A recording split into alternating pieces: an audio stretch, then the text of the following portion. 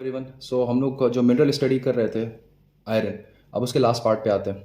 Already दो video बन चुकी हैं। पहली वीडियो में हमने ये पढ़ा था कि आयरन का एब्जॉर्प्शन बॉडी में कैसे होता है। सेकंड हमने ये पढ़ा था सेकंड वीडियो में कि हम लोग की बॉडी आयरन के मेटाबोलाइजेशन को कैसे मैनेज करती है। जब ज़रूरत होती है तो कैसे बढ़ाती है, जब ज़्यादा हो जाता है तो कैसे कम करती है, सब पढ़ा था। बहुत इंपॉर्टेंट वीडियो थी सेकंड वाली। अब आते हैं लास्ट पार्ट पे, जो छोटे मोटे टॉपिक्स रह गए हैं आयरन में वो कवर कर लेते हैं। ठीक है, सबसे पहले सोर्स ऑफ आयरन क्या होता है। तो सोर्स ऑफ आयरन होते हैं leafy vegetables, pulses, cereals, jaggery, liver और मीट। इसका कोई लॉजिक कुछ नहीं है, बस इसको याद करना है। आपको याद क्या रखना है कि मिल्क जो होता है वो बहुत पुअर सोर्स होता है आयरन का, बहुत पुअर सोर्स होता है आयरन का। इसका सिग्निफिकेंस क्या है याद करें। जो पहली वीडियो थी उसमें मैंने जब बताया था कि इंसान को पर डे कितना आयरन चाहिए होता है, तो मैंने कहा था कि प्रेगनेंसी में आयरन की रिक्वायरमेंट 40 mg तक बढ़ जाती है। नॉर्मली होती है 10 mg से 20 mg, लेकिन प्रेगनेंसी में 40 mg तक बढ़ जाती है। तो उसका रीज़न क्या था? रीज़न देखो सिंपल ये था कि मान लो आज बच्चा पैदा हुआ, सपोज ये वो दिन है जिस दिन कोई बच्चा पैदा हुआ। ठीक है, अब पैदा होने के मिनिमम कम से कम 2-3 मंथ तक, हालांकि लैक्टेशन तो 6 मंथ तक चलना चाहिए आइडियली, बट मिनिमम कम से कम 2-3 मंथ तक तो बच्चा होता है वो सिर्फ लिक्विड फीड पे होता है। और लिक्विड फीड भी क्या, सिर्फ मिल्क पे होता है हमेशा। ठीक है, तो और जो मिल्क होता है वो बहुत पुअर सोर्स होता है आयरन का। ठीक है, इसीलिए प्रेगनेंसी में हमेशा हम लोग आयरन फोलिक एसिड की सप्लीमेंटेशन देते हैं प्रेग्नेंट वुमेन को। क्यों? क्योंकि सेकेंड और थर्ड ट्राइमेस्टर के दौरान आयरन का ट्रांसफर होता है मदर से बेबी को। ऐसा इसलिए होता है कि जब बेबी पैदा हो और स्टार्टिंग के 2-3 मंथ उसको आयरन नहीं मिल पाएगा, क्योंकि उसको सिर्फ मिल्क पीना है और मिल्क तो बहुत पुअर सोर्स होता है आयरन का। तो कम से कम उसकी बॉडी में आयरन स्टोर रहे पहले से। तो बेबी की बॉडी में आयरन का 2-3 महीने का स्टोरेज करने के लिए हमें मदर को आयरन की टैबलेट्स देनी पड़ती हैं, ताकि मदर के अंदर आयरन बढ़े और वो बढ़ा हुआ आयरन बच्चे को ट्रांसफर हो, ताकि वो 2-3 महीने तक अपना काम चला सके बिना आयरन, मतलब सिर्फ मिल्क से, जो कि बहुत पुअर सोर्स होता है आयरन का।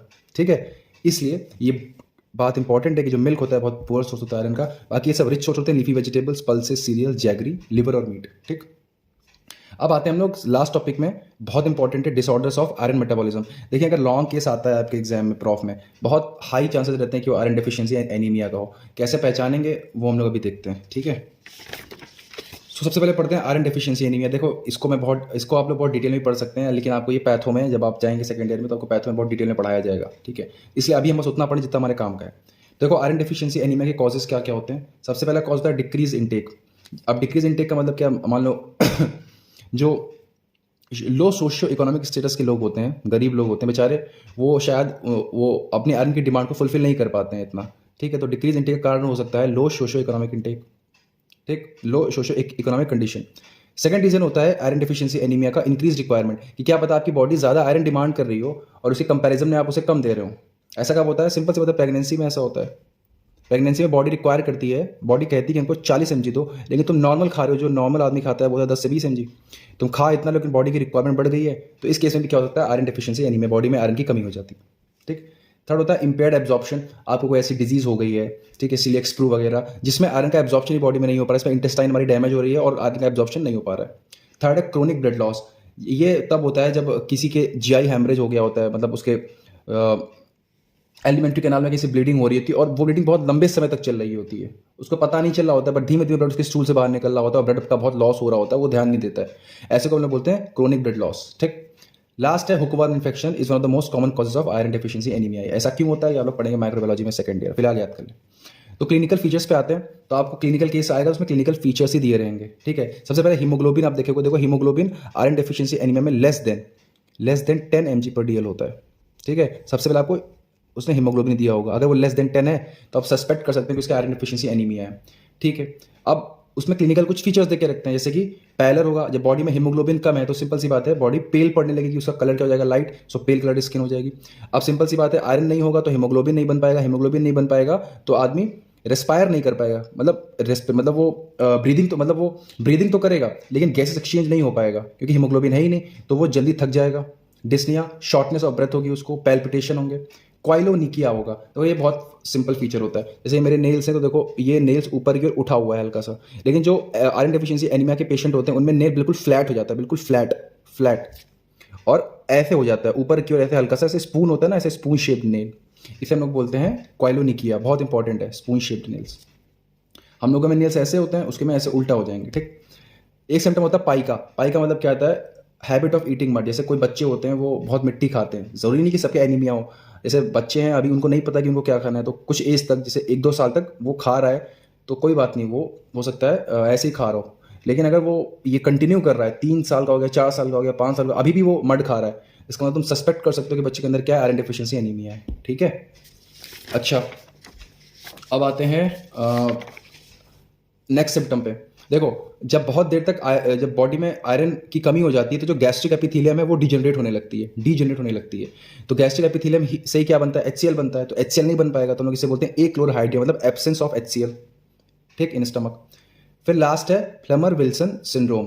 फ्लेमर विल्सन सिंड्रोम होती है, इसमें आप याद कर, इसको आप पढ़ोगे डिटेल में, तो मैं फिलहाल बस इसमें ध्यान रखो कि इसमें क्या होता है। इसमें एपिथेलियम ऑफ ईसोफेगस और माउथ या फिर ओरल कैविटी, इनकी एट्रोफी होने लगती है।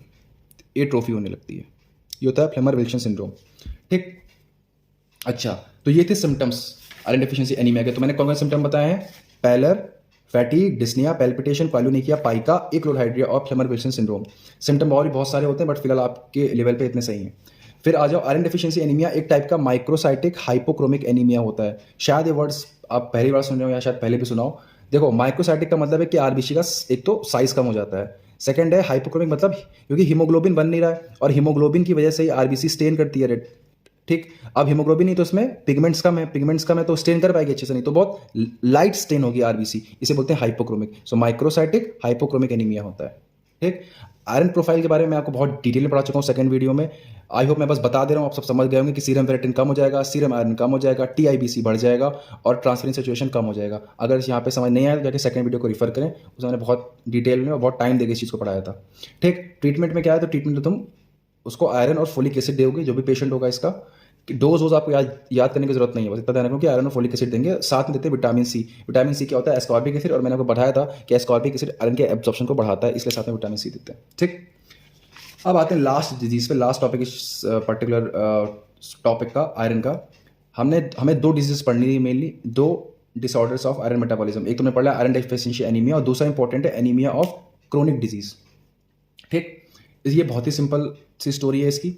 इस स्टोरी का हीरो होता है हेप्सिडिन। ठीक। अब देखो क्या होता है, मान लो कोई आदमी है, उसके क्रोनिक इन्फेक्शन है, तो क्रोनिक इन्फेक्शन की वजह से उसके क्रोनिक इन्फ्लामेशन होगा बॉडी में कहीं ना कहीं लोकल। ठीक।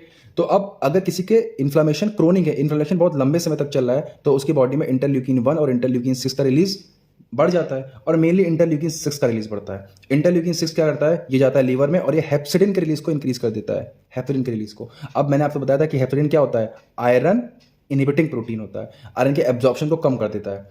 कैसे कम कर देता है, मैंने कहा था कि वहां पे ये फेरोप्रोटीन को करता है डिग्रेड। अब समझना कर क्या रहा है ये इंटेस्टाइनल एपिथेलियम है, ये इंटेस्टाइनल ल्यूमेन है। आयरन Fe3+ में आ रहा है, Fe+2 में चेंज हो रही है, फिर DMT1 डाइमेटल ट्रांसपोर्टर 1 से अंदर जा रहा है, यहाँ पे फेरेटिन की फॉर्म में स्टोर हो रहा है, जरूरत पड़ रही है तो यहाँ से Fe+2 जा रहा है, बाहर निकल रहा है ब्लड में जाने के लिए, ये ब्लड है और ये इंटेस्टाइनल ल्यूमेन है, थ्रो अ ट्रांसपोर्टर फेरोपोर्टिन। अब इसकी एक्टिविटी नहीं हो पा रही है, इसकी एक्टिविटी क्या हो पा रही है, इसकी एक्टिविटी नहीं हो पा रही है। तो अब देखो समझो क्या होता है, अगर इसकी एक्टिविटी नहीं हो पाएगी तो आयरन जो होगा वो सेल्स में, मतलब सेल्स में तो पूरा है, फेरेटिन जो है, फेरेटिन की मात्रा कम नहीं हो रही बॉडी में, जो स्टोर्ड आयरन है वो तो पूरा है, लेकिन आयरन ब्लड में नहीं पहुंच पा रहा है। ठीक। एक तो हेपेरिन जब इंक्रीज करता है तो एक तो फेरोपोर्टिन को करता है डिग्रेड, फेरोपोर्टिन करेगा डिग्रेड तो आयरन ब्लड में नहीं पहुंच पाएगा। अगर आयरन ब्लड में ही नहीं पहुंचेगा तो बोन मैरो में कैसे जाएगा? अगर बोन मैरो में नहीं जा पाएगा तो सिंपल सी बात है, जो नई सेल्स बननी है आरबीसी वगैरह वो सब नहीं बन पाएंगी। ठीक है। इसकी वजह से होता है माइक्रोसाइटिक हाइपोक्रोमिक एनीमिया, मतलब आरबीसी छोटी बनेंगी और हीमोग्लोबिन में कम होगा। और दूसरा काम क्या होता है हेपेरिन के इंक्रीज सिंथेसिस की वजह से, कि जो कॉलोनी फॉर्मिंग यूनिट इरेथ्राइड सेल्स होती हैं, आपने पढ़ा होगा आरबीसी डेवलपमेंट में, ये उन पे एक्ट करता है। ठीक। उन पे एक्ट करके उनको इनहिबिट करता है, जिसकी वजह से आरबीसी का नंबर कम होने लगता है। ठीक है। और नॉर्मोसाइटिक नॉर्मोक्रोमिक एनीमिया भी डेवलप हो जाता है। इसका मतलब ना आरबीसी का शेप चेंज हो रहा है, ना उसकी जो पिगमेंटेशन है उसमें ना वो कम हो रहा है, बस आरबीसी बन कम रही है। इसे बोलते हैं नॉर्मोसाइटिक नॉर्मोक्रोमिक एनीमिया। ये क्यों हो रहा है? क्योंकि CFU को इनहिबिट कर रहा है वो, तो इसलिए नई आरबीसी नहीं बन पा रही है। और एक साइड हो रहा है हम लोग की बॉडी में माइक्रोसाइटिक हाइपोक्रोमिक एनीमिया, क्योंकि आयरन नहीं मिल पा रहा है। ये दोनों टाइप के एनीमिया होते हैं एनीमिया ऑफ क्रोनिक डिजीज में, लेकिन मोस्ट कॉमन कौन सा होता है, ज़्यादा जो विजिबल होता है वो होता है नॉर्मोसाइटिक नॉर्मोक्रोमिक एनीमिया। ठीक। अच्छा, अब बात करते हैं आयरन प्रोफाइल की, ध्यान से समझना है इस चीज़ को। सीरम आयरन, मैंने कहा था वो आयरन जो ट्रांसफेरिन से बाइंड है, वो सीरम आयरन। तो बताओ ट्रांसफेरिन से बाइंड हो पा रहा है आयरन? नहीं हो पा रहा है कि भाई ट्रांसफेरिन तो ब्लड में है, ब्लड में तो जा ही नहीं पा रहा है, तो सीरम आयरन कम हो जाएगा। सीरम फेरेटिन देखो नॉर्मल रहेगा या इंक्रीज हो जाएगा? मोस्ट कॉमनली इंक्रीज होता है, क्योंकि स्टोर्स भर रहे हैं, सेल्स में आयरन भर रहा है, स्टोर्स भर रहे हैं, लेकिन बस बाहर नहीं निकल पा रहा है। अगर आपको ये चीज़ें समझ में नहीं आ रही कि ये बाहर नहीं निकल पा रहा क्या है, तो एक बार जाके आयरन का एब्जॉर्प्शन जो मैंने पढ़ाया था वो देख लेना, ठीक। फिर आ जाते हैं टीआईबीसी पे।